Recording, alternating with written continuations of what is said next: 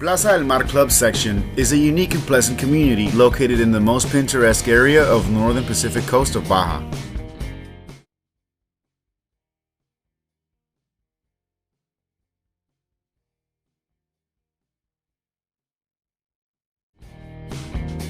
No longer will you need to decide between ocean and mountains. Here you will find a beautiful view of both worlds.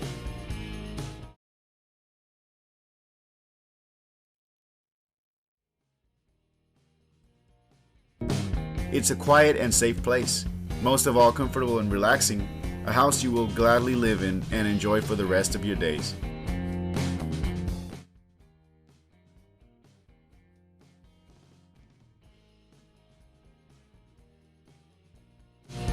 Plaza del Mar Club section is the best place to live.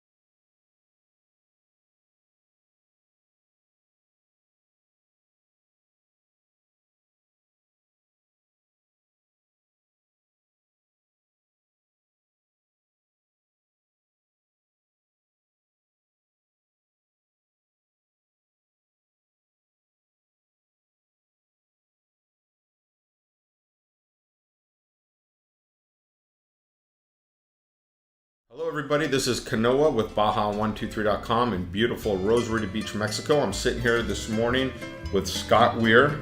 I wanted to bring him in to talk to you today about Plaza del Mar. It's a new listing development he's got, and I wanted him to tell us a little bit about it.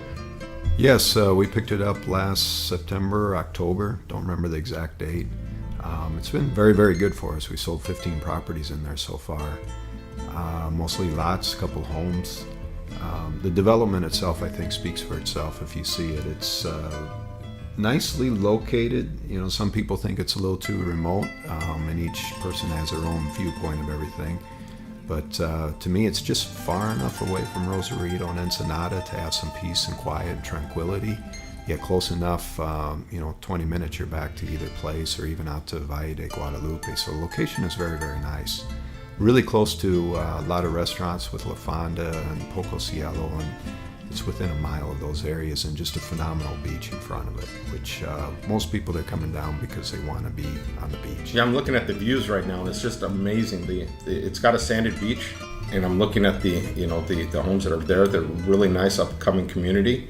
Yes, back to what you made the comment on the homes. The homes are all newer.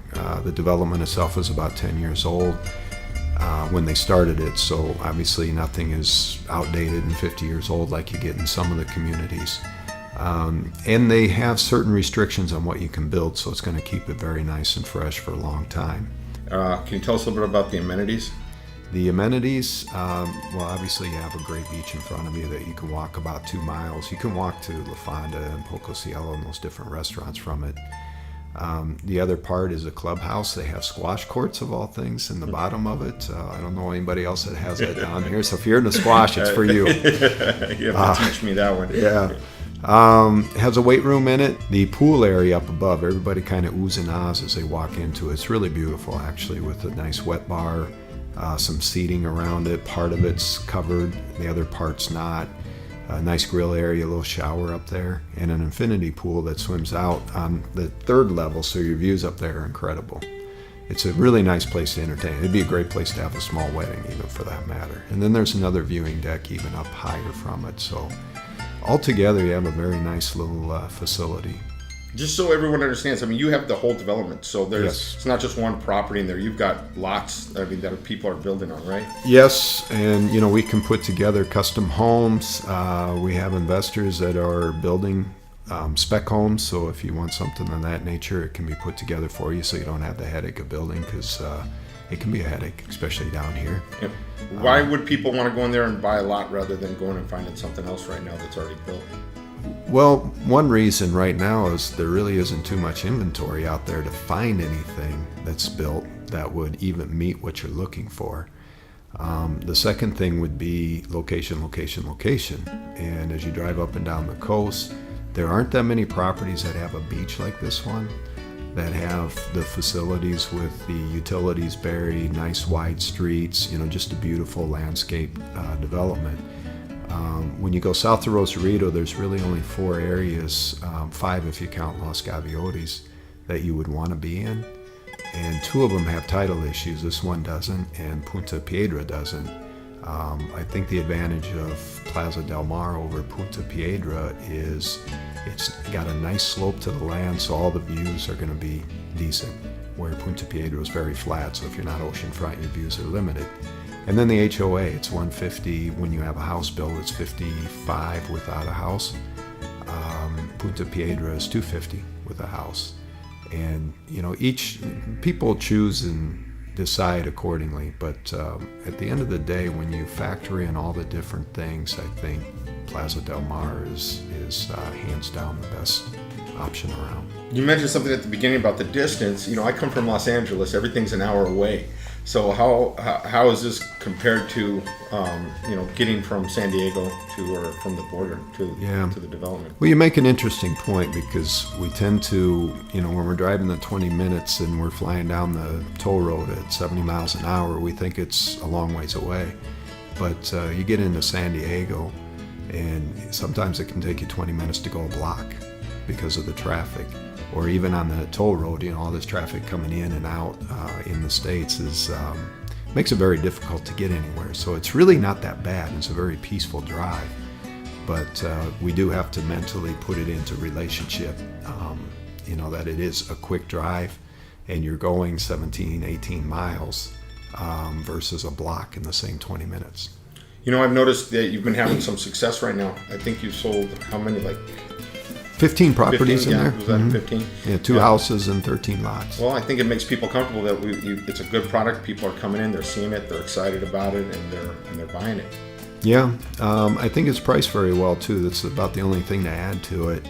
The lots are bigger. Another thing, Punta Piedra and Plaza del Mar both have big lots. They are more expensive than maybe some of the other ones where you don't get title, and that's part of the reason too.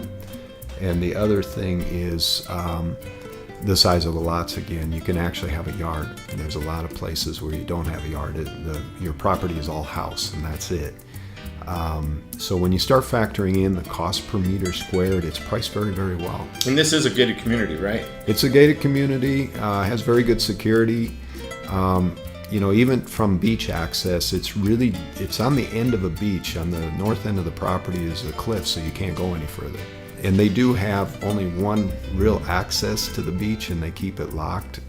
You get a key or can call the guard to get you into the beach easy. What about if somebody did want to come down there, they saw the lot, they're going, yeah, this is what I want to do.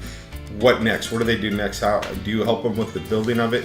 Yeah, we can put the whole package together. Again, either an investor doing it. Obviously, they would want to make some money off of it, but it also makes it easier for you because you don't have the headaches, especially if you're living in LA or San Francisco or Minnesota or something of that nature and just can't get down here to oversee it a little bit. Or we can hook you up with the builders direct and they can communicate with you and you can save a little money and do it. But either way, you can build in a lot of equity because the other part of buying a lot and building is versus buying something already built. Already built is, depending, is 30 to 50% more expensive than if we bought a lot and built somewhere. So there's a lot of incentives to do it. You get the house you want, you get it for less money, you get the location you want. It's a pretty good opportunity. Well, I'm sure people are going to have more questions. I'm going to put your contact information down below so they can get a hold of you, set an appointment to come in and take a look. Thank you very much for spending this time with us. Thank you for watching. If you want more information about this listing, we put a link below with our contact information and a link to our website. If you like this video, give us a thumbs up and subscribe to our channel. Have a great day, everybody. Thank you.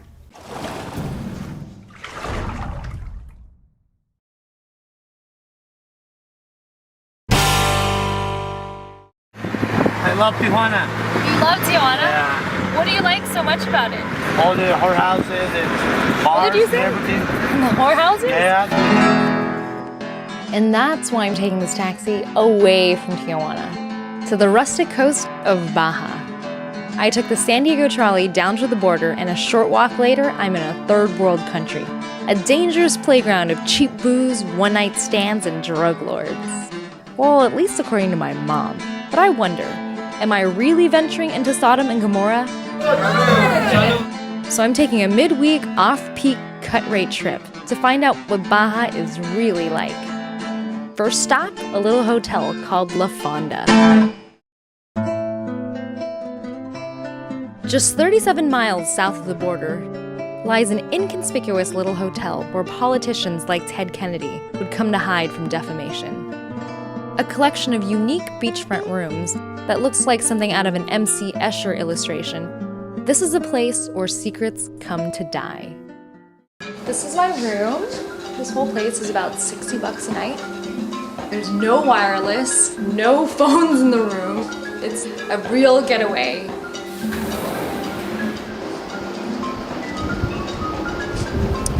Woo! It's cold, I'm getting goosebumps. The view is so beautiful. I really hope the water's warm.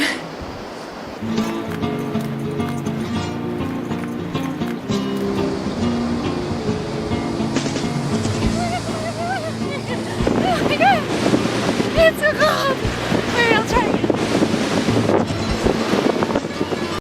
It's so cold! Oh my god, it's freezing! No wonder there's no one on the beach. I guess no swimming. Since there really isn't any need for me to look good in a bikini, I'm gonna stuff my face with La Fonda's homemade tortilla chips. The salsa comes in 2 levels of spicy, mild and cruel. Thank God I have my margarita. Despite my scalded tongue, I am enjoying the peace and quiet here. But I'm hoping that coming to Baja in the off-season doesn't mean I'm in a ghost town. Oh, thank you. What do you recommend doing in this area? I like to work here in restaurant. What do you like to do after work? I have another work. Oh, okay. So you just work a lot. Yeah. Huh. I wonder where the stereotype of the lazy Mexican comes from. I want to change the scenery. Something with a little more life.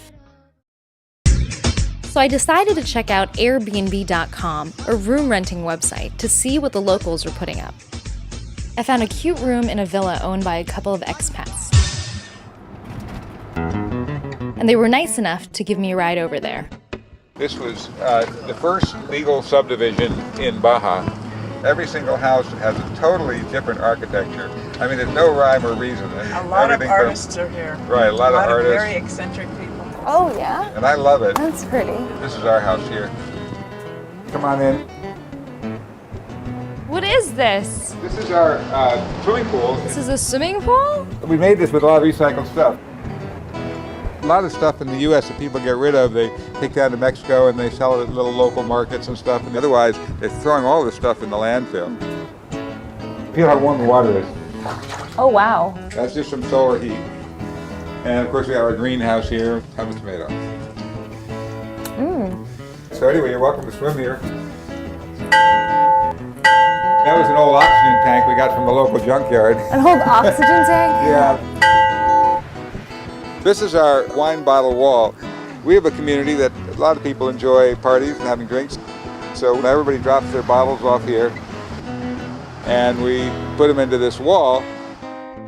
It seems like everything in Arthur's home is recycled from somewhere else. And it looks like my room was recycled from 3rd grade. Relax on the couch. You'll see our the porch and you get to see our ocean here. But with a private ocean view porch, I think I can put up with a few stuffed animals. So welcome to our home and don't forget to smell the roses.